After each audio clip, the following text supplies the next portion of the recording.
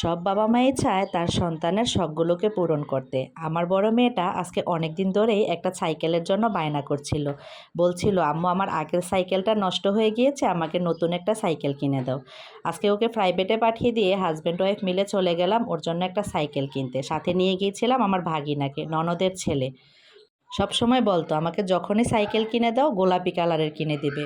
Finally পেয়েও গিয়েছিলাম গোলাপি কালার। ও চলে আসবে তাই আমি বোরকাও খুলিনি, তাড়াতাড়ি আগে একটা চাদর দিয়ে ঢেকে দিয়েছিলাম ওকে সারপ্রাইজ দিব বলে। এদিকে ওর জন্য অপেক্ষা করছিলাম, ফাইনালি আমার মেয়েটা চলে এসেছে। তারপর ও আমাদের সবাইকে দরজার সামনে দেখতে পেয়ে ও বারবার বলতেছিল, আম্মু কী হয়েছে কী হয়েছে। আমরা বলছি চলো রুমে চলো। রুমে এসে তো ও একটু হতভম্ব হয়ে গেছে যে কি হতে পারে। সাইকেল পেয়ে ও এতটাই খুশি হয়েছে যে ও কিভাবে এটাকে মেনে নিবে ও বুঝতে পারতেছিল না।